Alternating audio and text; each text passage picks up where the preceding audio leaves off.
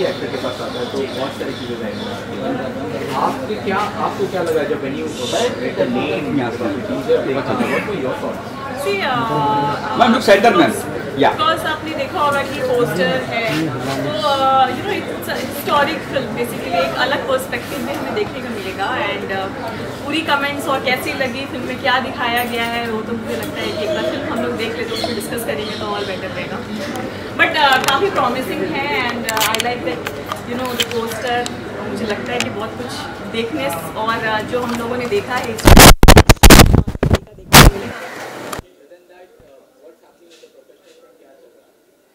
Working on some projects. Recently आपको पता ही होगा मेरी फिल्म चंपारण मटन ऑस्कर्स में थी, उसके अलावा अभी एक बीजिंग फिल्म फेस्टिवल में it's still there and a lot of other festivals, so we are very excited about the film. And after that, you know, success of Champaran Mutton, so a lot of good projects are coming up. Once it's finalized, then definitely will come in on that. Thank you. Ma'am आपने film देखी तो high feel about किस तरह की film है, कैसी लगी आपको? ये फिल्म एक डिफरेंट एंगल ऑफ हिस्ट्री है। डेफिनेटली हम लोग महात्मा गांधी जी के ऊपर बहुत सारी फिल्म्स देखे हैं, बट नाथुराम गोडसे के ऊपर बनी हुई फिल्म है। तो हिस्ट्री का ये क्या है कि अब हम जब हिस्ट्री की बात करते हैं तो हर पर्सपेक्टिव हिस्ट्री में, किताबों में भी और फिल्म में भी दिखाना चाहिए। तो इस हिसाब से मुझे लगता है कि एक अच्छी पहल है। बाकी ऑडियंस और जैसे हम लोग इस जनरेशन में हैं, हमें हर क्या क्या हुआ घटना सबके बारे में मुझे लगता है कि अवेयर होना चाहिए और this is one of the examples. Film बहुत अच्छी बनी है, कलाकार ने बहुत अच्छा काम किया है, एक्टर्स ने बहुत अच्छा काम किया है। It's a very simple film, straight artist है, सिर्फ मैसेज देने वाली फिल्म है। बहुत ज़्यादा यू नो डांस म्यूज़िक ये वो कुछ भी नहीं। It's a very basic film, but आप फिल्म बैठोगे देखने के लिए तो till and you will feel connected. In this film, playing Godse और चलिए सर जी क्या कुछ कहेंगे सर आप? film is due for release now and we are here for a special screening, interaction with the media. What do you have to say? How excited are you? Well, everyone of us are very much excited. खुशी हो रही है हमें। तो shoot करने के time से हमें बहुत एक्साइटमेंट था कि ये दिन जब आएगा, जब ये दर्शकों के सामने हम अपनी मेहनत पहुँचाएंगे, तो उसका रिसेप्शन और उसके ऊपर लोगों का जो फीडबैक मिलेगा तब जाके हमारी मेहनत रंग लाएगी। तो इसी सोच से अभी आज ये दिन आया है तो we are very much happy. yes. Approach किया आपने क्या थॉट्स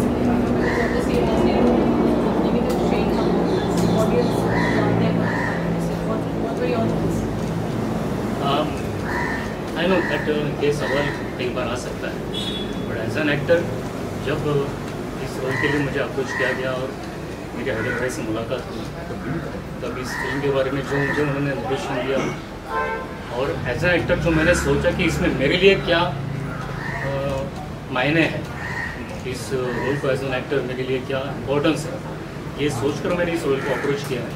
सो उस तरह का कोई फियर ऐसे दिमाग में नहीं था कि मैं ये कंट्रोवर्शियल कैरेक्टर कर रहा हूँ या इसका क्या परिणाम हो सकता है। बट एक कलाकार के तौर पर मुझे अपने आप को चेक करने का मौका मिल रहा है, यही मेरी सोच है। challenging as an actor to play this character, intense scenes, I'm sure, assuming so. Well वैसे देखा जाए तो प्रेशर या स्ट्रेस ऐसा कुछ था नहीं। जैसे कि हमने शूट किया, बहुत ही प्लानिंग के साथ शूट हो रहा था और मुझे भी रीजनेबली 2 हफ्ते का टाइम मिला था जब हम शूट पर जा रहे थे उस वक्त। So I had my own time to think about the details and nuances of the character. और मेरे लिए सिर्फ सेट पर जाने के बाद मेरी जिम्मेदारी यही थी कि मैं इनकी उम्मीदों पर खरा उतरूँ और ज़्यादा से ज़्यादा अच्छा अपनी तरफ से दे पाऊँ। सर से क्या ब्रीफ था आपको, you know while portraying the character, इनके क्या माइंड प्रोसेस, क्या थॉट प्रोसेस था और आप उसको कैसे देख रहे थे? सी हमारा तो ये माइंडसेट था कि we are not portraying this character as a hero. There is no heroism for this character हमारे दिमाग में।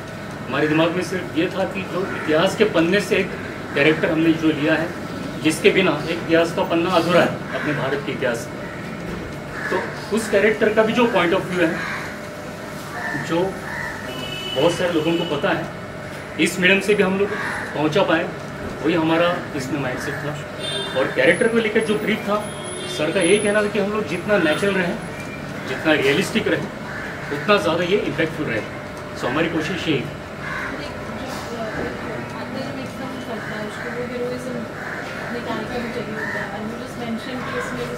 कैरेक्टर ड्रिवन था, but knowing the character of Nathuram Godse, Lawrence thoughts, उस चीज़ को लेके आपका प्रिपरेशन कैसे था? सी मेरा प्रिपरेशन भी ऐसे था, मेरे दिमाग में यही था कि I don't want to have any heroism kind of element for this character, क्योंकि जो मैंने पढ़ा इसके बारे में जब प्रिपरेशन कर रहा था तो मुझे ये समझ में आया कि पर्टिकुलरली जो एरा हमने इसमें दिखाया है पोस्ट गांधी जी असैसिनेशन, उसी के बाद दुनिया को पता चला इस कैरेक्टर के बारे में ज़्यादा, उनका पास्ट लोगों को पता है। और जहाँ तक उनके ट्रायल के दरमियान लोगों ने उनको समझा है, जजेस ने हो या ऑडियंस ने हो, जो कोर्ट में लोग मौजूद थे, और जो खुद नथुराम कहते थे कि he was in the kind of state of जीवित समाधि, एक मेडिटेटिव स्टेट में चले गए थे इस वक्त के बाद। तो मेरे लिए वो एक अंडरलाइन थॉट था कि he is not over the top throughout this trial period and he will be just carrying away with his basic emotion कि मैंने जो किया है वो एक्सेप्ट किया है। तो वो थॉट अगर मैंने करने की कोशिश की है तो I hope so it might have made some impact. But whether any plan sir कि सिनेमाज में रिलीज करने का ऐसा कुछ था कि OTT was the only choice? मैं बताता हूँ ओटीटी के बारे में डिटेल। उससे पहले एक शब्द समीर के लिए ये कहना चाहता हूँ, मैं बहुत परेशान था जब कास्ट मैंने समीर को कर लिया। मैंने कहा कि इस फ्रॉम थिएटर, जैसे हम भी थिएटर के, मुझे लगा इतने लंबे लंबे संवाद बोलना ठीक है, कोई भी रट के बोल लेगा, तो फील भी चाहिए, कैसे होगा। बार बार जब आता था वो उसको लेके आ जाओ घर पे, हाँ समीर तुम्हारे डायलॉग तो याद है ना, मैं ये वर्ड पूछता था, डायलॉग पूरे कर लिए ना, क्योंकि आजकल क्या है कि एक्टर तो कोई भी बन जाए, कैमरे के सामने डायलॉग तो बोलना है, मतलब वी आर फ्रॉम थिएटर, तो हमको वो चीज़ रहता है। आप बिलीव करेंगे, अभी ये परफॉर्मेंस आप देखिए और आप सोचते रह जाएंगे, इंडस्ट्री में रेयर एक्टर्स होते हैं जो इतने लंबे संवाद विद द गुड परफॉर्मेंस, ये इस फिल्म की खासियत है जो बड़े बड़े एक्टर नहीं कर सकते। तो इसलिए ये एक प्लस पॉइंट है जो मैं समीर के लिए आप लोगों को कहना चाहूँगा। और आई एम वेरी लकी कि मुझे एक अच्छा आर्टिस्ट मिल गया, तभी ये फिल्म इस लेवल पे हम पहुँचा पाए। अगर थोड़ा भी वीक एक्टर मिलता, मैं इस लेवल पे मतलब फिल्म नहीं दे पाता जो अभी आप देखने जा रहे हैं। अच्छा, अभी आपने कहा था ओटीटी का ना, ये थिएटर में आपने कहा ना, जैसे थिएटर का क्या है, एक बड़ा सेटअप हो जाता है। थिएटर में आप पिक्चर देखने जाते हो तो कोई स्टार कास्ट होगी तो जाएंगे, है ना, बड़ा रिस्क हो जाता है।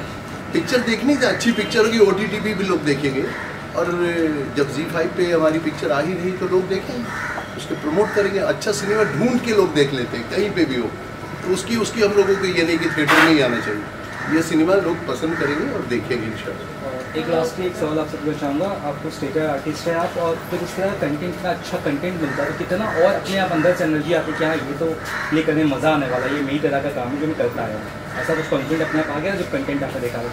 सिर्फ मेरे लिए नहीं हो सकता, हर किसी एक्टर के लिए हो सकता है कि अगर ऐसा कोई किरदार निभाने को मिले तो एक सेल्फिश थॉट आ ही जाता है कि यस ऐसी अपॉर्चुनिटी अगर मिले तो क्यों छोड़े, क्योंकि इस तरह का जो चैलेंजिंग किरदार है वो अपने आप में एक अपॉर्चुनिटी रहती है, और इससे आगे और अपॉर्चुनिटीज़ के लिए दरवाज़ा खुलने की गुंजाइश रहती है, तो वही चीज़ है। फिल्म में एक जज का बहुत इम्पोर्टेंट किरदार है, आपके फिल्म के जज में यहाँ जज साहब आ गए हमारे फिल्म पे, प्लीज नागेश जी वेलकम।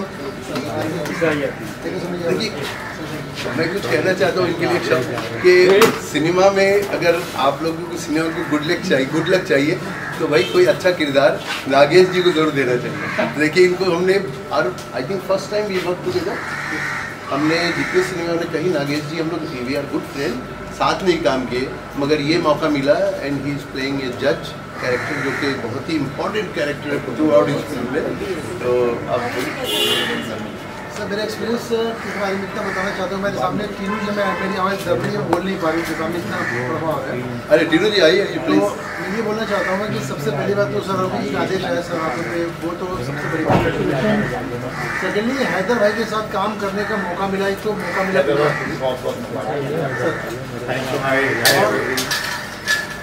उस मौके के साथ में हैदर भाई का जो टैलेंट देखा, जो डायरेक्टर देखा हमने, इनको एक्टर एज एक्टर तो बहुत सारा बात देख चुका था मैं, लेकिन एज ए डायरेक्टर इनका देखा, इनका जो टैलेंट जो था, how to create the person act in a particular movie और कंटेंट, ये बहुत अच्छी बात रही। thirdly, सबसे बड़ी बेहतरीन चीज़ जो मुझे इम्प्रेस किया इस फिल्म में, सबसे बड़ा कि समीर जी का डायलॉग जो बताया भी सुन रहा था मैं, कि वही एक लाइन में बंदा बोले जा रहे ना कोई दिखने कंटिन्यूड एक्सप्रेशन, बाकी लोग कोई न एक सिंगल रिटेक न कहीं 3 मिनट के डायलॉग कंटिन्यूस से बोले जा रहे हैं। तो एक बार मैं चाहूँगा जोरदार तालियां समीर जी के लिए। क्या बात। And he deserves. और डेफिनेटली क्या होता है, जब तक ड्राइवर अच्छा नहीं होता तब तक गाड़ी खिंचा नहीं सकता, तो मैं हैदर भाई को मैं हमेशा ये लोग करना चाहता हूँ और मुझे इन्होंने मौका दिया, मेरे लिए बहुत बड़े सौभाग्य की बात है। क्या कहेंगे आप? मैंने हैदर भाई से बहुत लंबा रिलेशन है मेरा, और Mishra ji I saw the trailer, congratulation, fantastic job, thank you sir. And जो भी ट्रेलर मैंने देखा 3-4 बार देखा, क्वाइट इम्प्रेसिव। दैट्स व्हाई आज मैं हैदर भाई के प्रीमियर में आया हूँ यहाँ पे, और मेरी तरफ से हैदर भाई को all the best.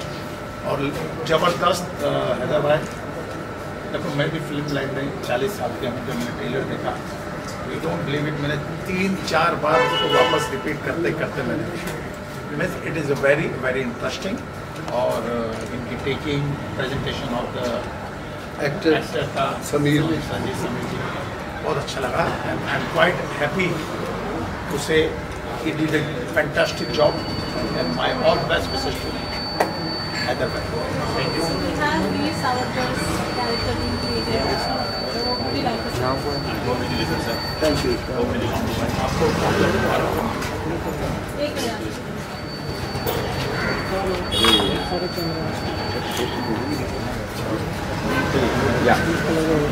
Hi, myself as a Mukesh. First of all, I will be very thankful to the production and Hyder bhai, Sameer ji and Nagesh ji. The lawyer of the industry. Yeah, of course. Tinu Verma ji, really very very thankful to you. और आई am very lucky that मैंने जो वीर सावरकर का जो role किया है उससे मुझे बहुत अच्छा लग रहा है। I am feeling very proud. और will you not believe that मैं अगर उसके बाद में थोड़ा बहुत जो फोटो मैंने निकाले थे उसके बाद मुझे हर जगह पे सोशल वर्क के लिए बुलाया गया, सब जगह पर रिस्पेक्ट दी गई। तो I am really very lucky and very happy. I am very heartly giving the congratulation and all the best for the success of this movie and very lucky and I hope that we will work more and more again in the future. Thank you so much, everyone. Let me introduce my full team. My cinematographer, Mr. Ashish, please come. Sir फिर गांधी का कौन कर रहा है? गांधी जी भी होंगे यहाँ पे? गांधी जी एक्चुअली क्या है कि वो आज आ नहीं पाए, इसके लिए मैं माफ़ी चाहता हूँ। आप पिक्चर में देख लेंगे गांधी है ना। हमारे टेक्नीशियन में हमारे सिनेमेटोग्राफर आप देखिएगा, उनका क्या कमाल है वो है। हमारे एडिटर गोविंद जी आइए, हमारे एसोसिएट डायरेक्टर प्रीति राव आइए एक शॉट लेते अरे यस भाई तो इसको आगे प्रीति राव वो आपको बहुत अच्छा लगेगा। ये सारी टीम का क्रेडिट जाता है, मेरा अकेले का नहीं जाता है। और हमारे one of the producer mister Rahul Sharma कहाँ है, जो इनके सीनियर जो हमारे सरोगी साहब हैं, he is on the way, तो इस वजह से वो डायरेक्टर ऑफ दिस फिल्म अभी आ गए। अमन जी प्लीज।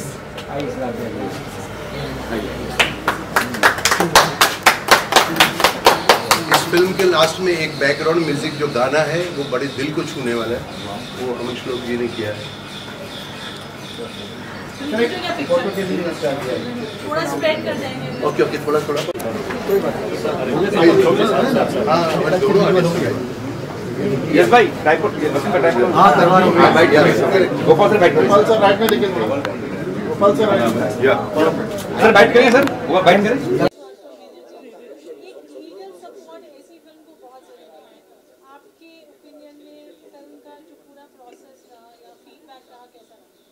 देखिए ऐसा है कि ये जो फिल्म जो कंट्रोवर्सी तो ऐसी कुछ नहीं है देखा जाए तो, मगर फिर भी है कंट्रोवर्सी, क्योंकि हर सिक्के के दो पहलू होते हैं।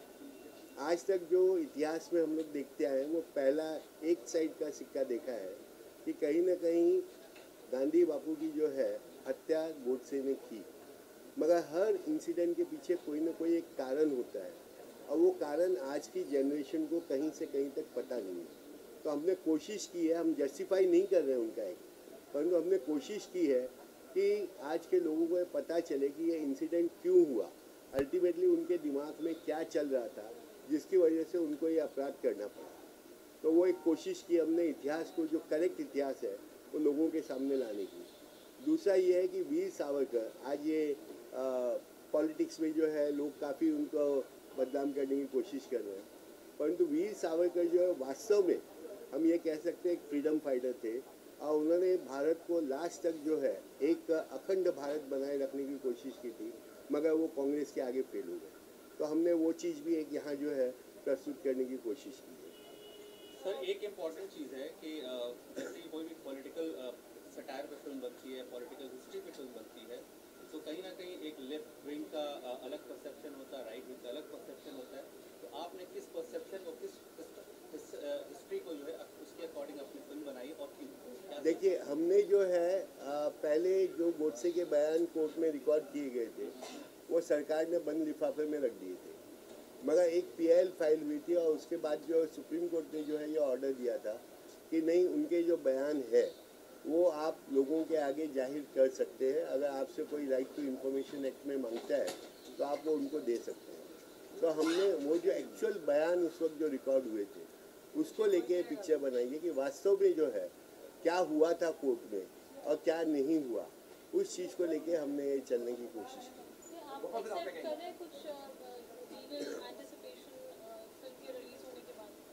मैम ऐसा है कि कहीं ना कहीं हमने किसी पे तो ब्लेम, जो वास्तविकता है हमने कहीं ब्लेम नहीं किया है। जो वास्तविकता है कि हमारा जो एक्ट बना था एक इंडिया इंडिपेंडेंस एक्ट, वो इंडिया इंडिपेंडेंस एक्ट नहीं होके इंडिया के विभाजन का एक्ट बन गया। तो उस चीज़ की कंट्रोवर्सी को लेके हम चले हैं।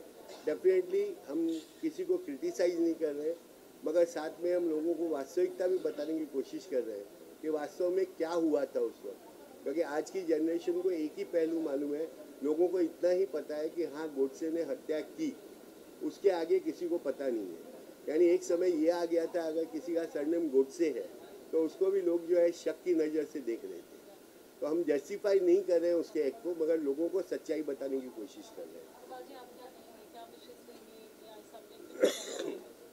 देखिए, अभी फिल्म तो मैंने देखा ही नहीं है बिल्कुल, लेकिन सरोगी साहब के बुलावे पे मैं यहाँ पर आया हूँ कि सरोगी जी हमेशा वास्तविकता को समाज के सामने लाने का प्रयास करते हैं। मैंने अपने जीवन में देखा, बोरेली में एक लैंड के मैटर में निर्दोष लोगों के ऊपर मकोका लगाया और आपकी सबकी जानकारी के लिए 2 साल वो अंदर रहे और अभी छूट कर आए। छूटते समय कोर्ट ने ये ऑब्जर्वेशन किया और उस समय पर एक वकील घटनास्थल पर पहुंच गया था और वो भी गलत आदमी के सपोर्ट में पहुंच गया था और उसको थोड़ा सा मार लग गया, 1-2 टाका आ गया। तो सारे वकीलों ने, मुंबई शहर के लोगों ने आंदोलन किया।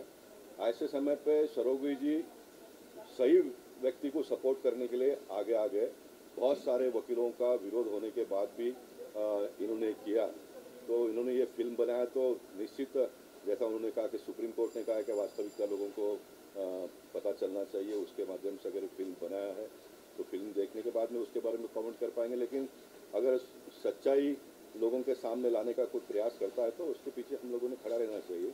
उदाहरण के तौर पर 100 साल के पहले उन दिनों की स्थिति के हिसाब से उन दिनों को आंदोलन करता हो या तो फिर जो भी लोग हैं वो चलाते थे, 100 साल में बहुत सारी परिस्थितियाँ बदल गई। अब कुछ लोगों को सही लगता है, कुछ लोगों को गलत लगता है। आज जो हम लोग कर रहे हैं हमको सही लगता है, हो सकता है कि 50 साल के बाद की पीढ़ी को जो हम लोग आज कर रहे हो गलत लगता होगा। तो देश और दुनिया इसी तरह से, संसार इसी तरह से चलता है।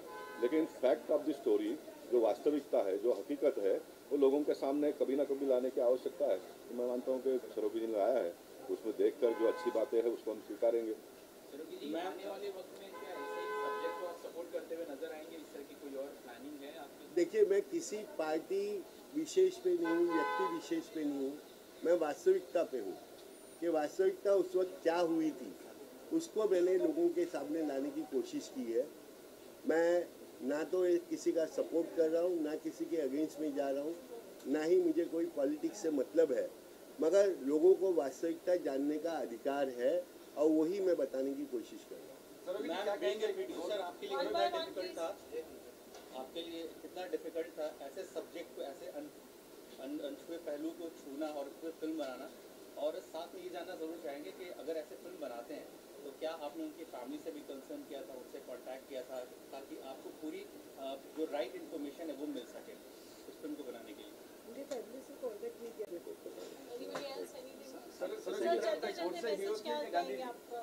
सर मैसेज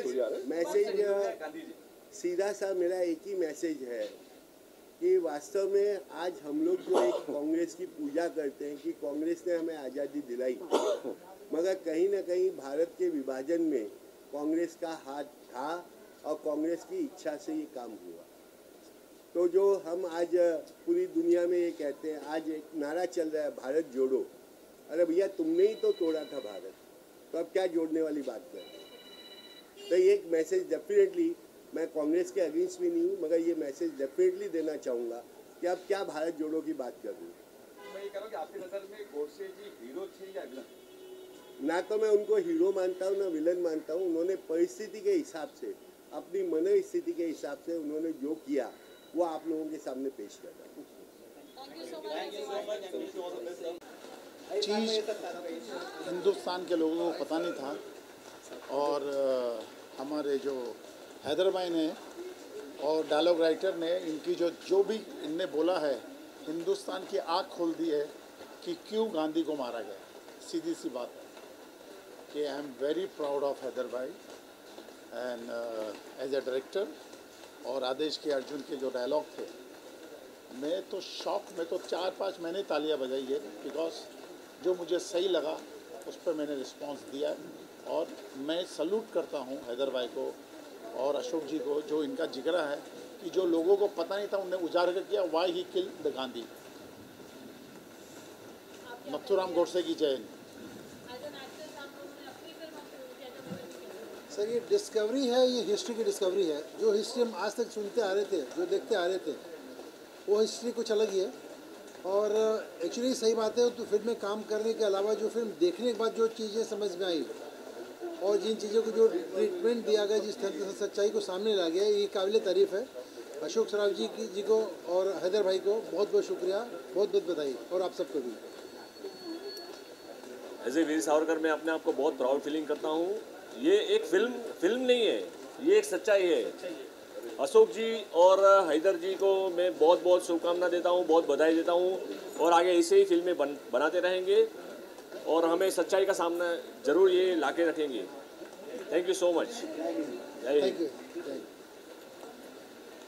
15 दिन पहले ही मैंने ये उनका कोर्ट का ये सीन देखा गया था, तो लिटरली ये जो दिखाया गया प्रेजेंटेशन बहुत बढ़िया तरीके से प्रेजेंट किया है। और ये मेरे हिसाब से सब लोगों को ये फिल्म देखनी चाहिए, जिससे लोगों को पता चले अपनी हिस्ट्री में क्या हुआ है। तो मैं रिक्वेस्ट करता हूँ ऑडियंस को, जितने लोगों ये फिल्म ज़रूर देखें। नहीं गया था, ये रियलिटी है, आज ही पता चला। हेड्स ऑफ पूरी पिक्चर में आज ही पता चला। पूरी पिक्चर में ग्रिप था, हम जानना चाह रहे थे और आगे और क्या हुआ जो हमको मालूम नहीं। We could see both sides of the coins, like, you know, maybe what is the truth or what is not the truth, we could see that now. Reality actually. Reaction देखते हुए मुझे एक चीज़ बतानी है, as a Tinnu Verma action director, मुझे लगता है नथुराम गोडसे के रूप में मोदी जी और योगी जी वापस अखंड भारत के लिए वापस, इट्स वेरी ट्रू। और इट्स नथुराम गोडसे की ही आत्मा आई है, राइट। और इसे एक डायलॉग है कि अगर एक हिंदू भी बचा तो ये हिंदुस्तान ही रहेगा। That is a great dialogue. And even the language is very good. The language they've used is very good. Dialogues and language is very good. Motive of the thing was that of undivided India. Repeatedly he used to say Akhand Bharat and Akhand Bharat. So the Godse motive was to keep the India undivided, and the Gandhiji was not in the support of that thing. That's why he has killed Gandhi. So I am really impressed by this movie, and I just want to say, Modi ji is in the process of going undivided India towards, yeah. और जो इतिहास है वो आज के लोगों को कुछ मालूम नहीं है इसके बारे में। इसके बारे में एक नई चीज़ जानने के लिए हम लोगों को मिली है और पिक्चर देखने में बड़ा आनंद आया। Very best movie, congratulation. देखी मूवी बहुत अच्छी है और बहुत ही अच्छी तरीके से ये फिल्म पिरोई गई है और एक इतिहास है, इतिहास को सही तरीके से बताने की पूरी कोशिश की गई है। और डायरेक्टर हैदर काज़मी जी एक बहुत ही अच्छे डायरेक्टर भी हैं और उन्होंने बहुत अच्छी फिल्म बनाई भी है जो ऑडियंस को 100% पसंद आनी है। मुझे तो अच्छी लगी and must watch guys. Thank you.